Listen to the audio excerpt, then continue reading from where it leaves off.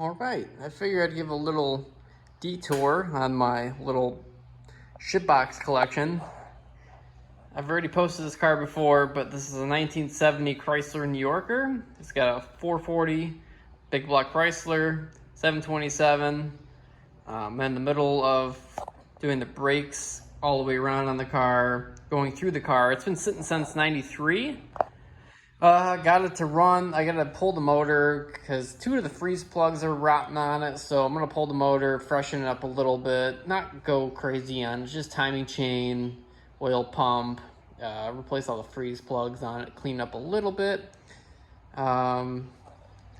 Slowly going through all the rubber, everything on this car because it's just old and needs to be gone through.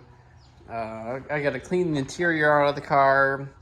A buddy of mine gave me a steering column. This one needs to be rebuilt. I got some different seats for it to clean it up a little bit. I got some carpet too. You can't really see it, but this car's carpet is just a mouse house and it's been destroyed. It needs a good cleaning. Slowly going through that. This is my 77 Ford F-250. It's got a 460 and a C6. It's my first car I bought when I was 17. I daily drove it for, I don't know, like 4 years. I've had this thing about 10 years. The Illinois winters kind of, took its toll on the body. The truck was from the factory green, and then someone painted it white, took all the trim off of it. The bodywork was kind of half-assed. So about a few years ago, me and my dad went through the whole truck, straightened it pretty decent. We put cab corners, we fixed the wheel arches that were rotting out, the floor pans are rotting out. Kind of just went through the whole truck. Hopefully this year I'll be able to spray it. It's gonna go back to dark jade green, I believe it is, and maybe do the roof white. I don't know, I'm still debating on what to do with the color, but that one's slowly being gone through.